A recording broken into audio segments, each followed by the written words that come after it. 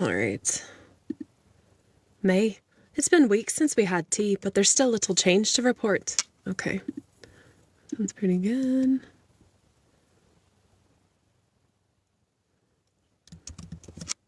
All right, everybody, let's get started. I am currently narrating what's called Mildred's Resistance. It's a young adult fantasy novel that I am re-recording that I have written. I write and narrate my own books, which is very exciting. So I'm excited to bring this to you today. We're starting on chapter 11. They have pretty short, punchy chapters, so it moves pretty quickly. Here we go for chapter 11. Chapter 11. Weaknesses. Second month of fall. May. It's been weeks since we had tea, but there's still little change to report in regards to our plans. They move forward steadily and slowly, one day at a time. With the goals established, I'm continuing to develop the specifics and note the little details, such as how to reward our supporters, as you suggested. Nell and I don't speak outside of business matters. I'm so hurt by her constant disapproval of my new political views that I can't even bear it. I fear for our relationship. Should be I fear our. I fear our relationship will never be repaired. Perhaps I should talk with her about the Porter situation. What do you think I should do? Continuing to find special favor with council members and coven leaders. Oh, I missed the... Hey, Eric, welcome. Continuing to find special favor with the council members and coven leaders, as you counseled me to do, seems to be working. I have a good idea who to recruit to our cause when the time comes. Councilmember Grant and I continue to spend time together. He's apathetic about business concern, but likes to follow. I think I forgot an S there. Hey, Eric. Hey, Bobby. Welcome. I'm just doing some young adult fantasy narrating. He's apathetic about business concerns, but likes to follow. As he rules over your covens, I figured you'd know what a good addition he could be. I haven't yet invited him into our circle of confidence, but feel that I shall eventually. Please write. I know how busy you are, but I hear from you so rarely, and you write you so often. I said you. Oh, hey everybody, welcome. Thanks for coming. We're doing a young adult fantasy novel.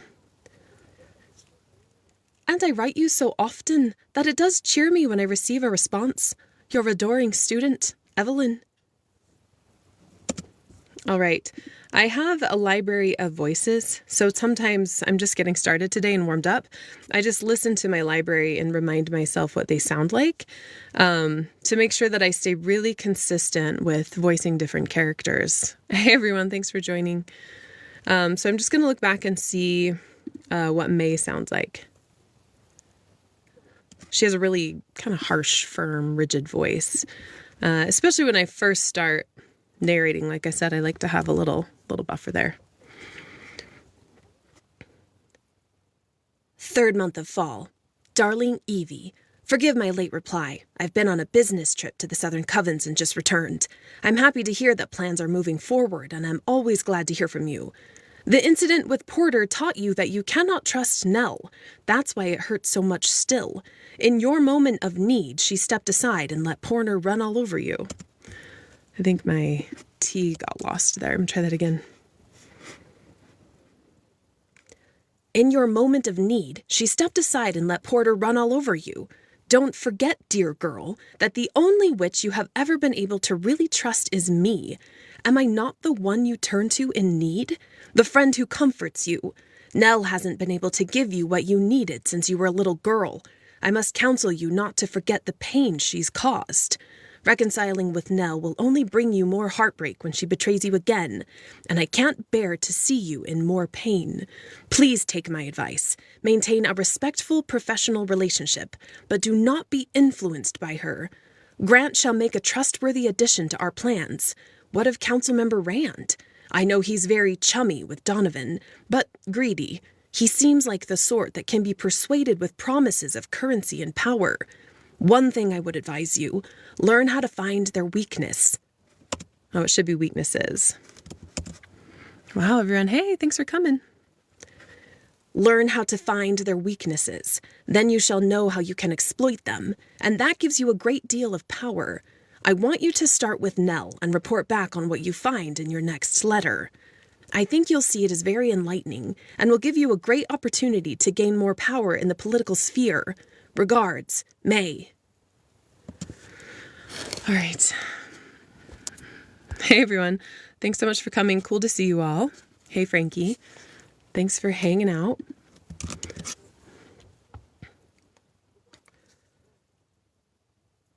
First month of spring. Dear May, I've been thinking about Nell's weaknesses for the past several months. Indeed, I can barely get it off my mind. I couldn't figure out at first why you wanted me to find Nell's soft spot, but I've done as you said. Now I think I understand. I'm Nell's weakness, aren't I? It bothers me and thrills me at the same time. I find myself struggling with guilt at night because I can't help but plan how to use this weakness against her. Every time I think of it, I remember the humiliation of meeting with Porter and finding new determination to see our plans through. That is what you would want of me, isn't it? Should I be ashamed of myself for wanting to go against someone who took me in as a child? She was there for me from the moment Mama and Papa died in the riots. It feels wrong to go against her in this way. Your most devoted friend, Evelyn. Second month of summer. Evelyn. Ashamed for working to achieve a greater end for the network? Indeed, you shall not be ashamed. I'm very proud of you. Like Esmelda, you are paving a new path for a better network. It will be difficult, yes. It may even be lonely. But won't it be worth it? Yes, you are Nell's greatest weakness. The question we must ask ourselves now is this. In what way can you use this weakness to your advantage? It's likely that your withdrawal of love has steered her into her recent depressive episode. Do not blame yourself, Evie, for she was the one that turned against you and no longer deserves your love. Ask yourself, how can I use Nell's depression to further our cause? Think on that. In the meantime, pay attention to those around you. Think even of Grant and his weaknesses, for you shall need to be thorough in order to be successful. Don't forget to stop by for tea next month on your 21st birthday. Regards, May. Third month of winter. May. I took your advice to try being kind to Nell when I wanted something from her. When Nell was in her usual winter depression this month, I provided extra support. She fell into my hands like melted butter, giving me tasks that she would normally do herself. I had hoped that if I did it well, she'd let me continue to do things for her. But alas, it's not meant to be. She's pulled out of her depression again and has resumed all her previous duties. It didn't last long, but I learned a lot and worked myself into a few more social spheres that I hadn't been able to breach before. All right. Hey, everybody. Thanks for coming in. Oh, almost lost that. We're going to keep going. This movement of ours will go forward. I'm determined, even if it takes time. Although, it does seem to be taking much longer than I ever imagined. Sometimes it feels as if I'll be waiting for my future forever. All my love, your Evie. All right, I have to pause here because I'm reading a bunch of letters, so I can't figure out who it is. Like in advance, I have to scroll ahead to figure out who's writing the letter. So the next one is Stella, and then we'll go to the next chapter. First month of spring. Dear Mildred, it's hard to believe that 2 years have passed and you are finished as High Witch of York and DuPont. Congratulations on your wonderful achievement. York and DuPont have even come to Porter's attention as the most I didn't really like that pause. We're going to redo that.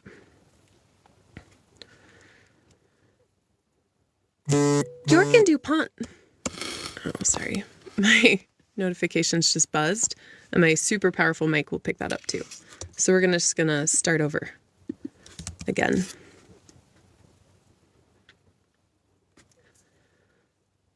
York and DuPont have even come to Porter's attention as the most industrious villages in the network. It's all thanks to you, of course. Irene and I had a conversation over lunch the other day that involved you.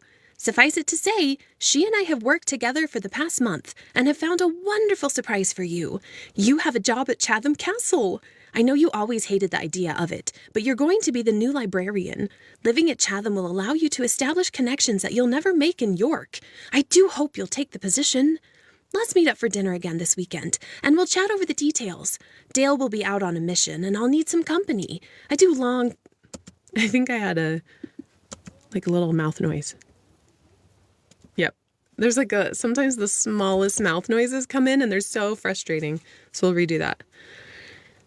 Dale will be out on a mission, and I'll need some company. I do long to catch up with you. I haven't heard much from Evelyn in several weeks, so I can't promise she'll come. She seems to be quite busy lately, but with what I can't get her to say. Things with Rand are going well. I zapped him with a hex the other day when he tried to get fresh, and he's left me alone ever since. Perhaps, now that it's been 2 years since I started working with him, he's finally realized that I won't tolerate his advances. One can only hope, right? All my love, Stella. Perfect. All right, that's one chapter down. One thing I really like about Mildred's Resistance, this book, is that the chapters move really quickly.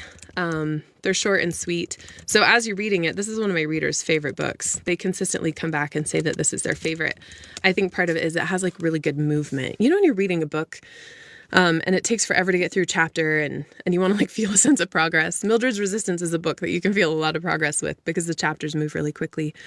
Hello to everyone that's here. Looks like we have a few people. All right, we're going to keep going. This moves us into chapter 12 of Mildred's Resistance. Oh, sorry, my computer's a little wonky. Here we go.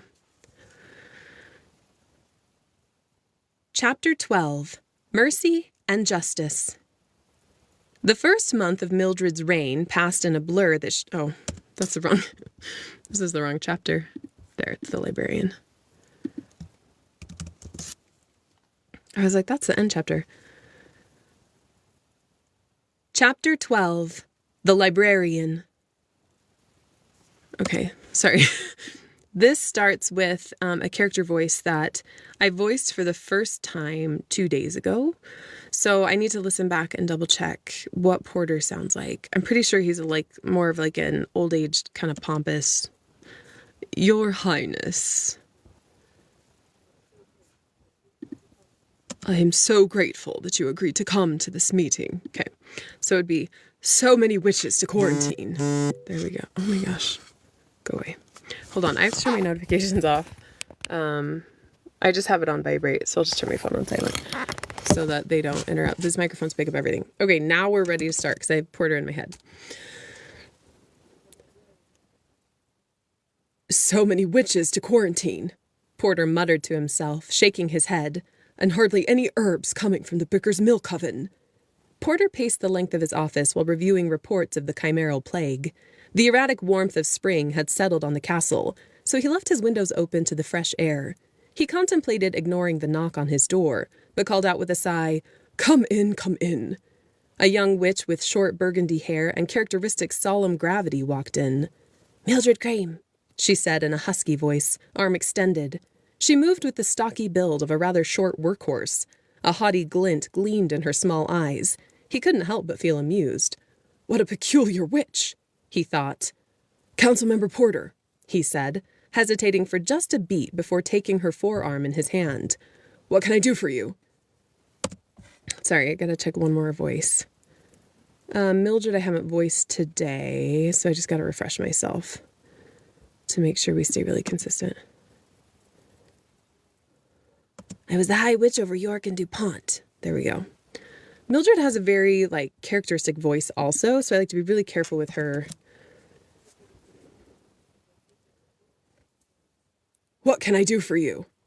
"I was the High Witch over York and DuPont. Irene arranged for me to take over as the new librarian for Chatham Castle." So I want to re-listen to that because the two voices are kind of similar, so I want to make sure they're distinctive. Okay, I'm satisfied. Together they sound fine together, but when I voice it, I sometimes don't know. Her tone suggested she was less than pleased with the appointment, but he couldn't be sure that it wasn't just her serious bearing. Mildred head out. I'm just going to start over from the beginning there so that there's less entry and exit points in the final file. Her tone suggested she was less than pleased with the appointment, but he couldn't be sure that it wasn't just her serious bearing. Mildred held out a letter. Oh my gosh. Let's try this again. Mildred held out a letter. There we go. Mildred held out a letter with Irene's handwriting on the front. Porter brightened. "Oh yes, I hadn't expected you so soon." Mildred adjusted her hold on the shabby brown valise. "I had nothing to delay me in York."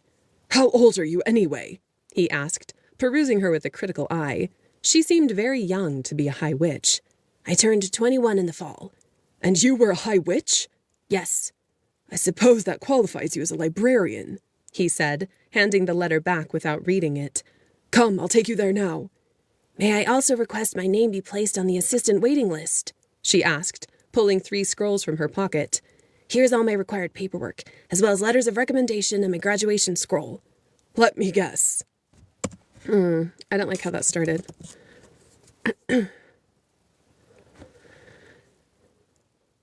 Let me guess, he said in a wry tone. You want to be a council member and change the network? Mildred met his gaze straight on. Yes. He paused, taken aback. You're very forthright to admit your intentions so blatantly. You may want to refrain from it in the future, as some would say it makes you seem too eager. That seems backward to me. She frowned. If there was a witch wanting a political position that affected my life, I'd want to know exactly what her intentions were. Suppose you never reach your goal. I don't suppose anything. Porter almost laughed, but found he couldn't with her sober... Okay. I stumbled over a transition there.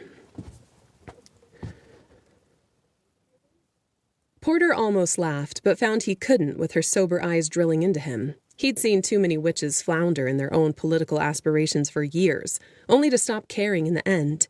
Arrogant confidence rolled off Mildred, making him more curious than skeptical. Becoming an assistant is very competitive right now. The average wait time is 8 years. Are you prepared to work as a librarian that long? He had the distinct impression that she refrained from rolling her eyes.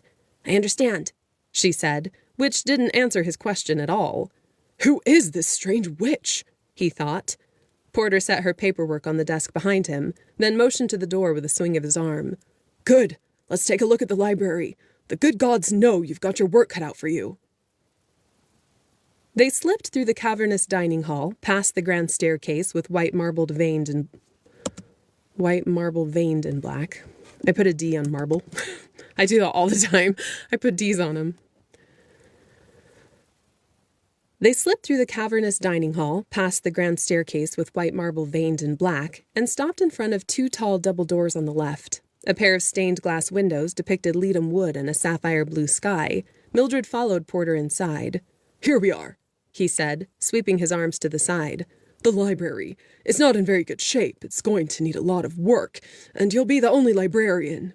Dilapidated shelves lined the walls of the 3-story room, half filled with books and tattered scrolls. Mountainous piles of cheap novels and old tomes littered the floor. The rest of the library threatened to topple from overpacked shelves and disrepair. Mildred wasn't entirely sure she'd be willing to work here for 8 years. Lovely, she muttered, stepping over shards of broken glass. Yes, well, she needs some work, but we're still proud of her. Porter adjusted his coat with a little cough. Or what she used to be, anyway. I'm afraid to say she's been neglected for the past 2 years. Funds have been short, despite the tax increase last year. I can see that. Porter continued into the room, blithely avoiding a teetering stack of scrolls. Mildred whispered an incantation under her breath as she strode past, and the scrolls built themselves into an organized pyramid. A giant circular desk stood on a platform in the middle of the library, its cherry wood carved with images of forest nymphs. A crooked sign bearing the words, "Librarians Only," dangled from one side. The interior molted paper. Books needing new bindings lay in one pile, and ripped maps clotted the floor. Mildred set her... I said settled, but it set her valise down. Mildred set her valise down. Your new throne, if you will, he said, grinning at his own joke. Where's the previous librarian? She asked, running her eyes along the water-stained mural on the dome's ceiling. Gone. We couldn't afford the staff. I can only pay you 1 sacred a week on top of room and board, of course. It's a pittance. He scowled and kicked aside a torn lampshade. But it will have to do. I'm paying you out of my own pocket. I can't bear to see the library in such state any longer. I'm going to re-listen to that. Yeah, the "such a state" kind of runs together a little bit too much for my liking, so I'm going to redo it. I'm paying out of my own pocket. I can't bear to see the library in such a state any longer. I'll take it. She would have worked for just room and board, but didn't tell him. Porter pulled out a pocket watch. Glad to hear it. Let me know if you need anything. Do the best you can to clean this up and get it running. My assistant will come by later tonight to show you your room. Questions? No. Good luck, Mildred. You're going to need it. The enticing smell of sautéed mushrooms greeted Mildred when she entered the kitchen that evening. Exploring the halls of Chatham had been a nostalgic ramble through her past. She ran her fingertips along the cool walls and remembered being 6 again, hiding behind statues whenever someone passed, running at Evelyn's side after they stole eclairs from Mrs. F's fresh stash. Okay. Boy, that's a mouthful right there. Stole eclairs. Okay, wait, I restarted the wrong spot. Running at Evelyn's side after they stole eclairs from Mrs. F's fresh stash. It would be wonderful to be here again with her friends. It would be wonderful to be here with her friends again. That's it. I swapped the again into the wrong spot. Running at Evelyn's side after they stole eclairs from Mrs. F's fresh stash. It would be wonderful to be here with her friends again. Nothing in the kitchen had changed since her last visit. She navigated her way through the maze of cupboards, bread racks, and ceiling-high sacks of flour. The smell of sugar and cream lingered in the air. An aging Mrs. F greeted her with a warm embrace. Flour dotted her bosom, covering a frilly blue apron. All right, so Mrs. F, I don't believe, has been voiced before, so she'll be fresh. I'm just looking at my library right now and I don't see it. Oh, she has been. Okay, she's in the current project. That's why she's not in my library. Okay, so she has a very, lower register. There, I'm a very hard-working girls in her tone. So, to stay consistent, we'll do that here. Oh, little Millie, Mrs. F cried, hugging her so violently that white powder poofed into the air. But I suppose you aren't little anymore, are you? She said, pulling away. Well, yes, you are still quite short. It's so good to see you again. And then to keep my voice library fresh, I just keep these little snippets. So now I have 2. I won't make any more, but it helps me have them all the time. Mildred smiled. The warm bustle of the kitchen had always been a safe place for her and her friends, thanks to Mrs. F. Come, Mrs. F said, waving a plump hand, her cheeks ruddy from an oven belching waves of heat. Your timing is perfect. I need help in the worst way. Mildred was forced to follow as Mrs. F navigated the kitchens, her feet pitter-pattering so fast Mildred could hardly keep up. They moved through the oven room and into a cooler area. 2 young cooks were bent over a cake, piping an intricate design in swirls along the edges. I'm supposed to meet Stella and Evelyn down here for dinner, Mildred said. I've just moved into the castle, and... I suppose I should put you back to work washing dishes, shouldn't I? Mrs. F asked, and winked over her shoulder as she toddled along. I need some help frosting these small cakes. It's easy enough. You can do it while the 3 of you gab. We were going to... Posh, posh, Mrs. F said with an impatient wave of her hand. I need the help and you have the time. I'll give you something to eat afterwards. Knowing better than to argue, Mildred accepted a tray of small cakes and a spatula and watched as Mrs. F placed 6 vats of frosting in front of her. There are 500 little cakes on the racks behind you, and they all have to be frosted by tonight. Use the spatulas and do the best you can. I'll fix any imperfections later. Let me know if you have questions. Mrs. F soared out of the kitchen before Mildred could get a word in edgewise. She stared at the cakes in disbelief, not entirely certain she knew how to frost them. Wasn't there an incantation for tasks such as these? Magic would frost them more perfectly, but Mildred wasn't versed in incantations for the kitchen. With a sigh, she dipped a spatula into the butter-yellow frosting and scraped it across the top of 1 cake. Evelyn and Stella arrived 10 minutes later. Mildred had only frosted 2 cakes, a yellow and a red, and started on her 3rd.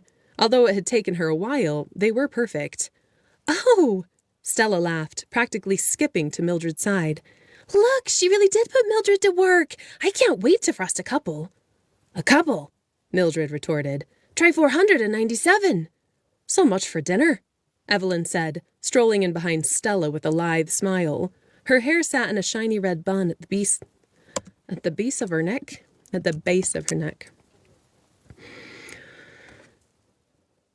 Her hair sat in a shiny red bun at the base of her neck, accenting her thin curves beneath her peach crepe dress. Perhaps we should just eat cakes instead of roast? I certainly hope you... Oh, that's the wrong voice. I did Stella and it's Mildred. Hey there, thanks for coming. I certainly hope you plan on helping, Mildred said, glancing at the 3 cakes. I won't even finish a tray at the rate I'm going. Millie can't finish a project unless her product is flawless. Flawless? I gotta redo that. This is a lot of back and forth. Millie can't finish a project unless her product is flawless, Stella said, grabbing an apron off a hook behind her and tying the sash. She sampled the bright orange frosting with the tip of her tongue. Oh, it's good to be together in the kitchens again. Just like old times, isn't it? Evelyn peered into a tub of crimson frosting, ignoring the apron Stella threw at her. She ran a finger along the edge of the bowl and popped it in her mouth. Well, at least it tastes delicious if we must be free slave labor again. Mildred had just set down her 3rd cake when Evelyn pulled up a stool and sat across from them. She propped her elbows on the table and said, "Tell me what you thought of the library this morning, Millie. It's an absolute disaster, isn't it?" Yes, Mildred said, reaching for another cake. Stella pulled the royal purple frosting closer and reached in with her spatula, sleeves rolled up to her elbows. But I'll get it together. I'm sure you will, Evelyn said. That's a good starting point at any rate. I don't like how point came out there. Starting point. It went kind of nasal, so I'm going to redo it. It's a good starting point at any rate. At least it gets you into the castle, even if I doubt you'll take advantage of the social scene the way I do. No one is quite as social as you, Evie. Sorry, that was the wrong voice.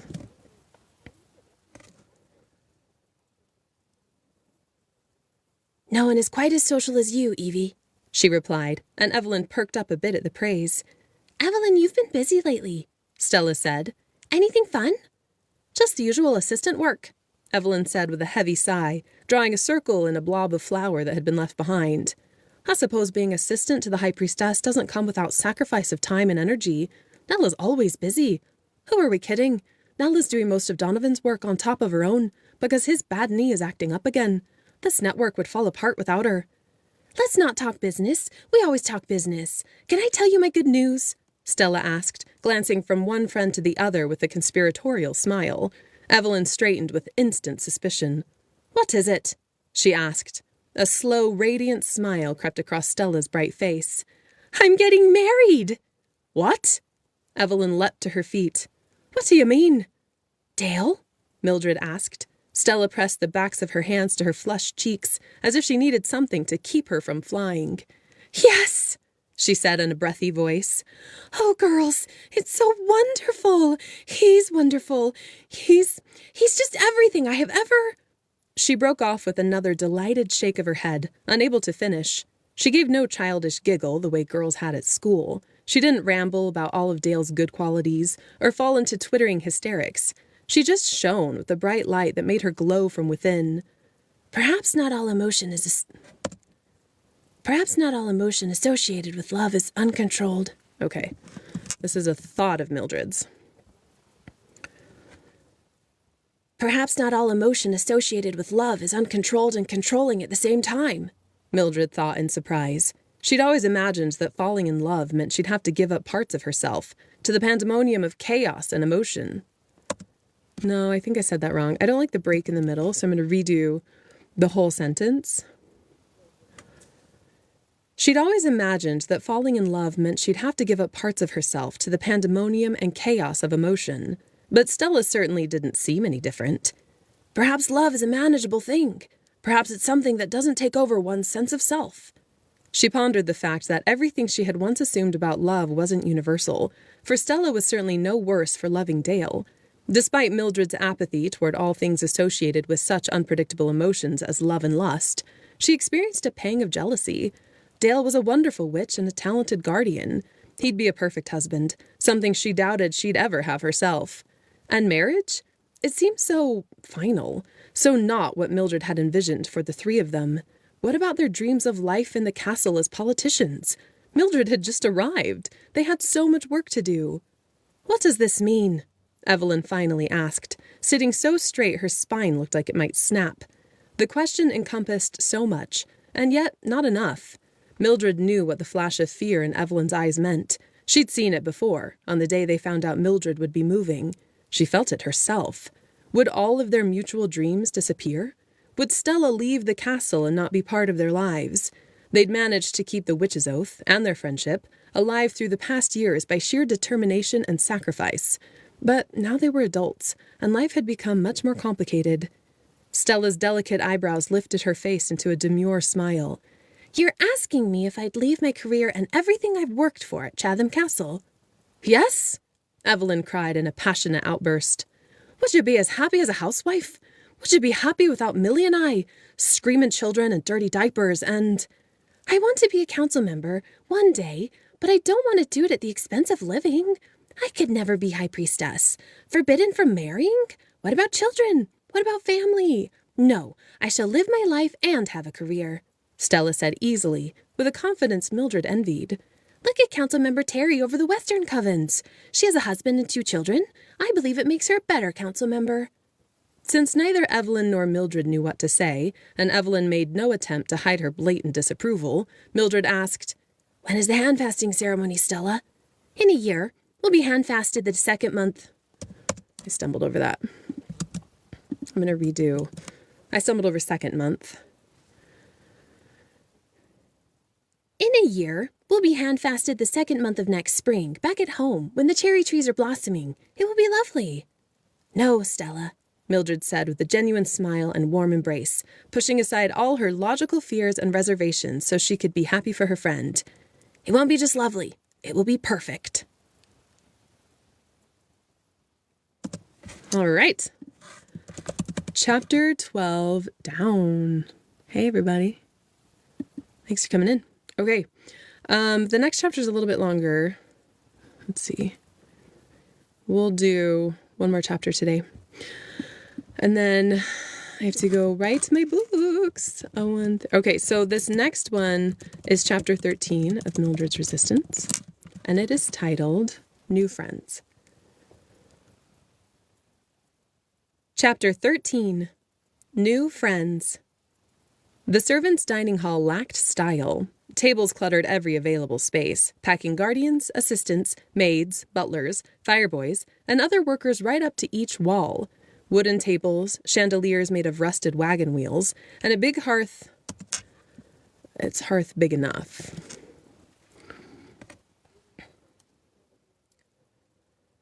And a hearth big enough for 10 people to stand in decorated the landscape.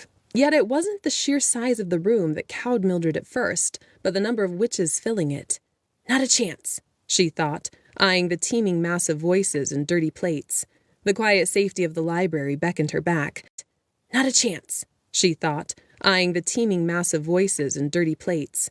The quiet safety of the library beckoned her back, although it began to feel like a trap after she had worked in it without a break for 5 days. Okay, so the next voice is Martin, and he's been extensively voiced, and he's a reader favorite, so I'm excited for this. It's overwhelming at first, a male voice said from behind. But not if you know where to hide. Would you like me to show you? She whirled around to find a captain of the Guardians surveying the crowded prospect with a similar frown.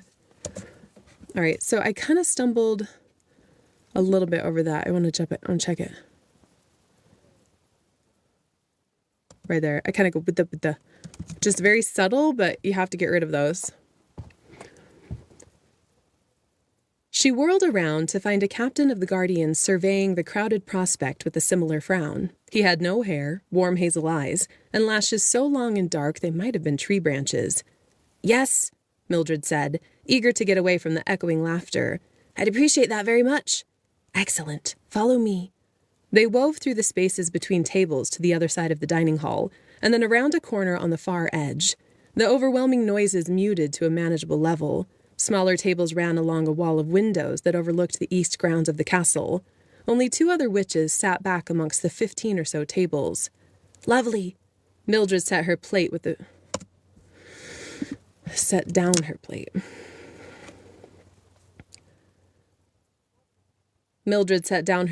a relieved sigh. Thank you very much. What's your name? He smiled with a charming, boyish quality that reminded her of Jordan. If Mildred sought attractive traits in others, which she rarely allowed herself to do, she would have considered him handsome. My name is Martin. I always hide back here. Do you mind if I join you? No, I owe you that much for showing me this spot. Would you like something to drink? Mildred settled in her chair with surprise. Oh, that would be very kind, thank you. I'll have water. He returned with a foaming mug of pale Ipsum for himself and a frosty glass of water. You're new, aren't you? He asked as he sat down. Yes, do I seem so lost? Not lost, just uncertain, he said with a wry grin. What brings you to Chatham? I'm the new librarian. My name is on the waiting list to become an assistant. He didn't roll his eyes or laugh at her the way Porter did. He accepted it with an easy nod, and she relaxed immediately. Wonderful, he said. The library needs some work. A lot of work. More than I can do myself, I'm afraid. I'll need to search out grimoires on home improvements. There's no budget to hire anyone to fix everything that's broken or peeling or splintered. Martin's eyes narrowed in thought, but he shook away whatever idea captured his attention. Another spell of silence fell between them, to Mildred's relief. It gave her a second to compose her ruffled nerves. What was she supposed to say next? How did one start a conversation out of nothing with a total stranger? She avoided these awkward situations for a reason.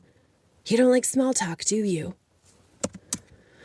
I'm going to redo that one. I think it sounds a little bit too much like her, and their voices are very similar. You don't like small talk, do you? He asked, studying her with twinkling eyes. No, I despise it. Then let's discuss something meaningful. Do you keep up with the Chatterer news scroll? There are rumors circulating through the castle that the Almoran Book of Spells has been found. Again, a witch in the Southern Network keeps making a big fuss over someone stealing it from him. Something about finding it in an old farmhouse and then losing it. Mildred shot him a withering glare. That's your definition of meaningful discussion. Gossip about a book of dark magic that may or may not exist. He shrugged, but she saw a flash of amusement in his eyes. Perhaps to you it may be. I don't know you yet. I have yet to learn what interests you, so I chose one extreme. You chose wrong. Then I'll have to find something. I almost said anything.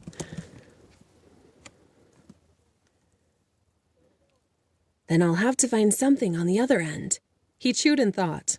All right, I think I've got one. How about the plight of our educational system? The lack of education for the poor has, in my opinion, doomed our network to the fires of rioting and crime. Mildred barely contained her surprise at his adept choice. There was nothing she'd rather talk about than education or the failings of their network. I agree, she said immediately. The fastest route to disaster is a bad education. Martin quirked an eyebrow. You do know about it, then? Indeed, she said. At least as it concerns Chatham City and her outer villages. Where are you from? The Leadham Wood Covens. His education there is terrible as it is here. Worse, he said with a shake of his head. Far worse. Tell me. Gladly. Mildred set down her utensils and focused her whole attention on him. By the time he finished, her food was cold. What a depressing discussion, she said, moving aside a pile of congealed gravy, her appetite gone. We don't teach our poor, which means they will never advance to their station in life. That was a stumble, too. It happens at the tip of my tongue. It's really weird. We don't teach our poor, which means they will never advance their station in life. We've doomed them to life in the dust. Of course they react with violence. What else do they know? We haven't taught them any other way. It is depressing, he said, leaning back from his empty plate. He ate with speed and efficiency like most guardians, but only if you plan on it continuing in that way. Mildred stared at him in surprise for the second time. How would it change? Martin shrugged. There are still witches in the network that care, like Councilmember Porter. The head of Guardians, Dolph, is a good man. Martin motioned to her with a dip of his head. You clearly care. As long as witches like us don't give in, we'll be able to fight back and create change. You're more optimistic than I. I tend not to think the best of witches in general. Martin pushed his plate away and set his napkin on the table. Sometimes an optimistic outlook is the only thing that stops witches from becoming too lazy to care. At any rate, I must be going. Thank you, Mildred, for the pleasure of this discussion. I look forward to more of them. To her disappointment, he stood to leave. It had been a long time since she'd had such a well-founded chat with a witch besides Evelyn. A fresh buzz of life gave her renewed energy. I hope to see you again, she said. Martin smiled, gathered his empty plate, and disappeared around the corner. Mildred's room was buried deep in the servants' quarters of the south wing. She had a bed, a white dresser, a little stove for the cold winter nights, and a window not much larger than a book. Though close and tight, it sufficed, so Mildred hadn't given the utilitarian design a second thought. Her candle floated next to her as she walked down a tight spiral staircase, belly full of warm food after dinner with Evelyn, who seemed distant and snappish. Mildred had been working at the library for 2 weeks now, and had seen no further signs of Martin. She would have forgotten him completely if he... Let's redo that. She would have forgotten him completely if he hadn't been so blasted informed and intelligent. She was so caught up in thinking that she didn't see a small maid sitting in the stairwell and nearly tripped over her. The thin girl pressed herself against the wall with a little shriek. "What in the name of the good gods are you doing there?" Mildred snapped. The terrified maid dissolved into tears, her face hidden in a pair of reddened hands. "I'm sorry," she wailed. "I didn't see you coming." I have to make sure... Okay, so this character is a young girl, but she appears in another book as an older woman. Her name is Mrs. L, so I need to make sure that I have some consistency. I have to make sure there's some consistency between her adult voice and her young voice. And I think she has that, like, sort of Irish-inspired... She has a little bit of, like, a Irish-inspired accent. What do you think they're for? Kind of like that. The area of my fantasy story has all of those. But in the next book, Lavinia appears again, this character. But I have to lower the register of her voice because it'll match better later. "I'm sorry," she wailed. "I didn't see you coming." "I suppose I should have been paying attention as well." Mildred's sharp tone faded. "I'm not sure how I didn't hear you in the first place. You're blubbering so loudly. What is wrong with you? Did someone die?" The poor girl shook her head, unable to answer. She looked so pathetic and scared that Mildred's heart softened, despite her instinct to flee such an emotional creature. "Do you have a name?" she asked. Lavinia. "Lavinia," she said, her lips twisting. What an odd name for such a little thing. "I'm Mildred." She stuck out her arm in greeting. Lavinia stared at her with watery, red-rimmed eyes. "What am I supposed to do with that?" she asked, gesturing to Mildred's arm. So part of my consistency is keeping a library, so I just need to put Lavinia's voice. I put markers, and then I can find Lavinia's voice later. "You're supposed to grasp it. It's a way of introducing yourself." Lavinia turned away with a hiccup. "I don't know social rules like you do." "Clearly, or you wouldn't be sobbing in a stairwell." Lavinia curled into herself a little more, tucking her shoulders down. "Don't matter. No one cares about me. Just leave me be." "Excellent. I'll be on my way." "Wait," Lavinia called as Mildred stepped down a stair. "You were supposed to ask me to tell you again." Mildred paused to find the logic in Lavinia's strange statement, but found none. "That doesn't make any sense. I already asked you what was wrong. Why didn't you just answer the first time?" Oh, Mildred, I love her so much. She's such a funny character. All right, so I just marking Lavinia again.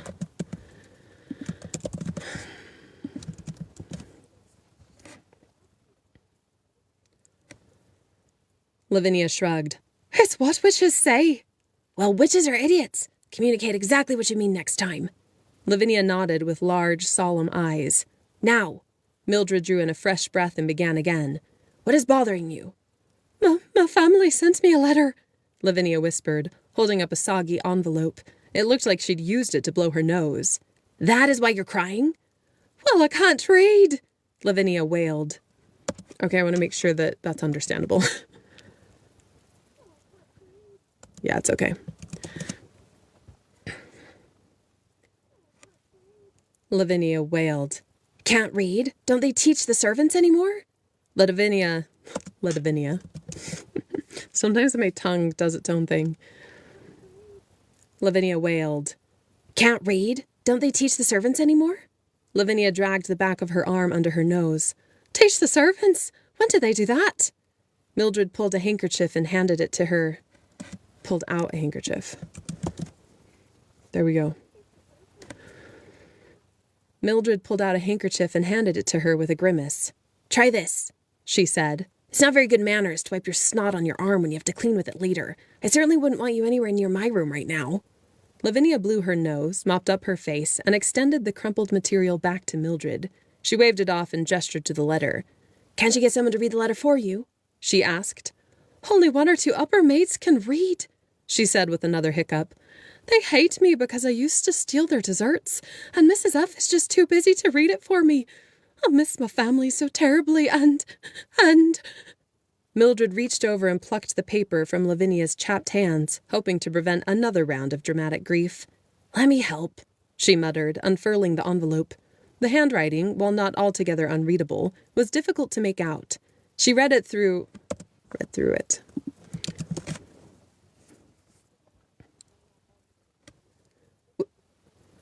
She read through it once to get the gist, twice to make sure she understood, then out loud the third time. Lavinia's tears changed into a wobbly smile. "They're all right," she cried, clapping. "My brother is back to work after breaking his leg. I worried they wouldn't eat well with him unable to work. Thank you for reading it. I needed to hear from them. I feel loads better." Mildred folded the envelope back up. Lavinia took it with a toothy smile and tucked it carefully into her pocket, as if it were a great treasure. Her outfit had erratic red stitching, occasionally replaced with mismatched black and gold thread, as if completed.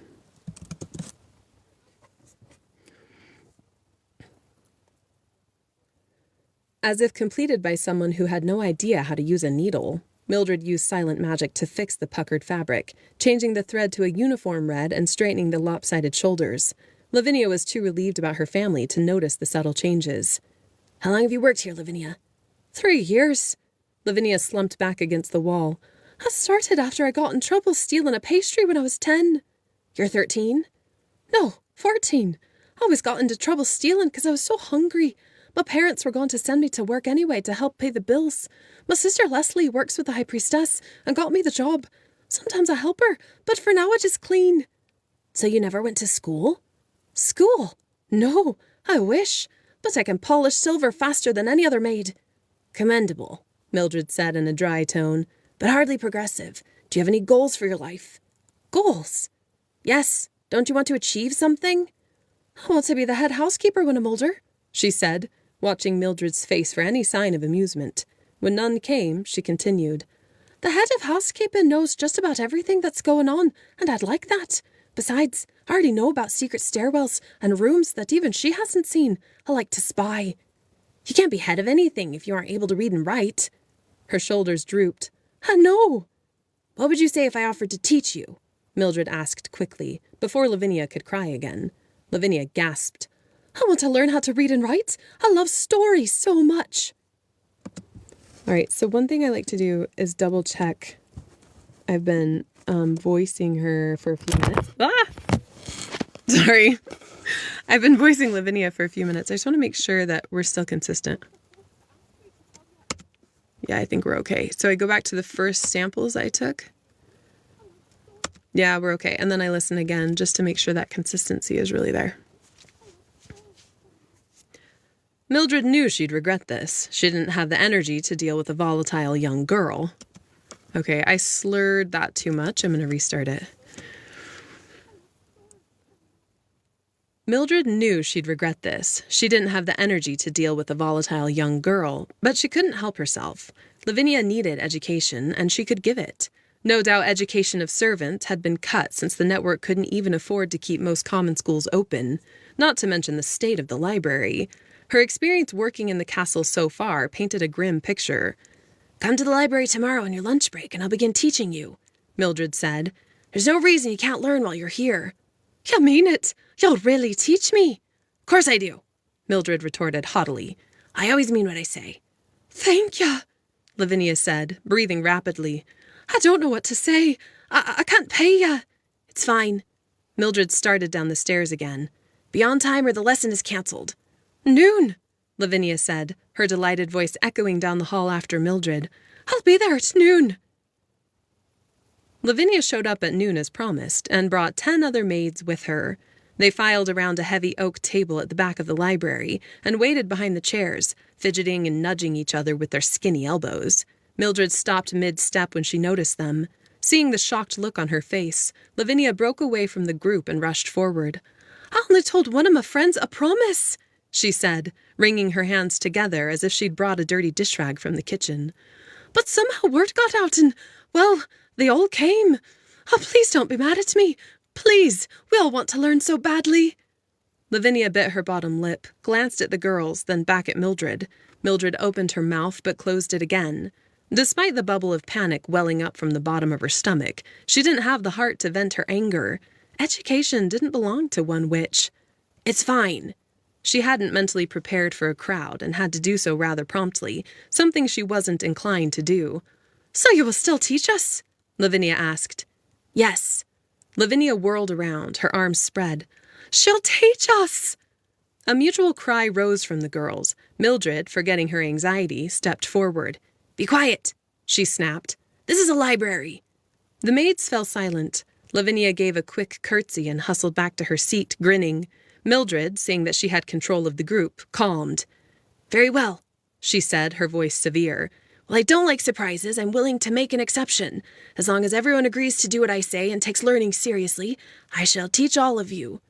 Several heads bobbed in emphatic, silent enthusiasm. Mildred swallowed. They all seemed friendly enough. "Let's begin your education," she said, warming to the idea of conducting her own small class. "You may be seated." While magic hadn't ever been easy, Mildred had excelled in subjects like reading and writing, so starting the class felt natural.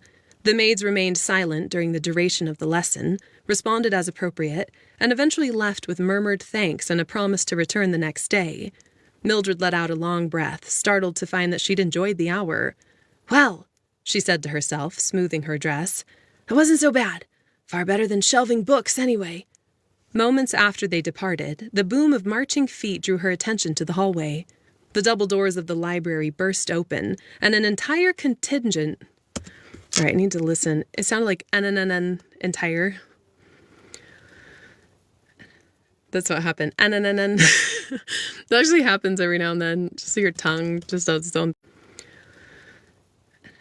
That's what happened. That actually happens every now and then. Just so your tongue just does its own thing. Doors of the library burst open, and an entire contingent of guardians trooped in. Their burly bodies took up all the space as they filtered around broken chairs in a half formation. They bowed their heads, clasped their hands behind their backs, and stood straight as arrows. "What is this?" "We're here to help you restore the library," a voice said. Martin appeared from behind the wall of muscular bodies. "I apologize for the delay, but I had to take a contingent on a 2-week detail. Hopefully we aren't too late to help." "Oh, no, you're not too late." She gestured to the still broken library walls. "Obviously." Martin smiled. "Good." He said something in the Guardian language, and the group dissolved into 4 clumps of 4. "These 4 will restore the ceiling. These 4 will clean. These 4 will fix the broken furniture. And I will take these 4 to fix the bookshelves," he said. "Between the 17 of us, I think we should have it covered." Mildred laughed in spite of herself. His thoroughness and organization made him quite attractive. "This sounds wonderful. I don't know how to thank you." Hi, Bray. Thanks so much for the like. I hope you're doing awesome.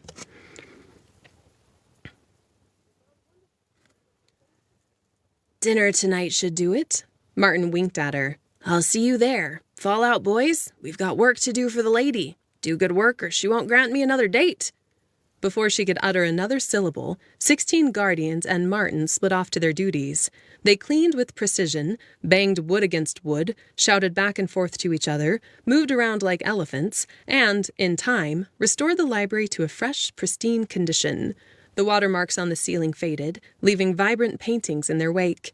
Shelves straightened, books collected together, and wall sconces shone with new light. "My goodness," Mildred whispered, whirling around only a few hours later. It looks marvelous." Martin came up to her, hands clasped behind his back. A twinkle of pride glinted from his soft eyes. "They're good workers." "I can't imagine why this hadn't been done before," she said, eyeing a statue that had been uncovered from a back room. "It didn't take too long." "Not at all." She turned to him. "Thank you, Martin. You've given me a great gift. I even feel as if I could stand working here for 8 years if I have to." His bald brow furrowed. 8 years? She laughed it off. Don't worry about it. Just accept my sincere appreciation. I'll see you tonight at dinner, he said, bowing. It was my pleasure to earn the honor of your company, Miss Mildred. Tonight, she said, returning his smile. I'll be there. Martin and his contingent filtered out, leaving an impressed Mildred standing in the middle of the library floor. Let me hear that part again. The middle of the library floor kind of slurred, so I'm going to redo that. Oh my gosh, I lost my spot. I do this all the time. It's so frustrating. I'll be there. Martin is... oh my gosh. Ah! I just... Where did that go? There we go. Let's try this again. Cancel. Here we go. Okay, we're doing this again. Thanks for hanging in there. Martin and his contingent filtered out, leaving an impressed Mildred standing in the middle of the library floor. Left to herself and reeling in the aftermath of Martin's warm smile, she sank to a chair. Maybe it won't be so bad working in a library, she concluded, thinking of her fledgling reading class and dinner with Martin. It's not what I expected, but I may even enjoy my time here. She let out a contented sigh and sank back into the soft cushions to enjoy the clean silence for the first time since her arrival weeks before. Boom, baby. Okay, that concludes chapter 13.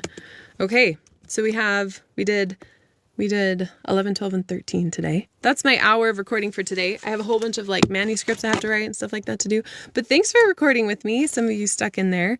Hey, Bray, thanks for coming. I am going to close this out, but I'll probably be on around the same time tomorrow, 11 o'clock Mountain Standard Time in the U.S. I'm going to start trying to record there every day. Sometimes I might do later. Sometimes I might not be able to. I have kids, but thanks for coming. Hopefully we'll see you all again and enjoy all the reading and all the things. Bye. See if I can close it.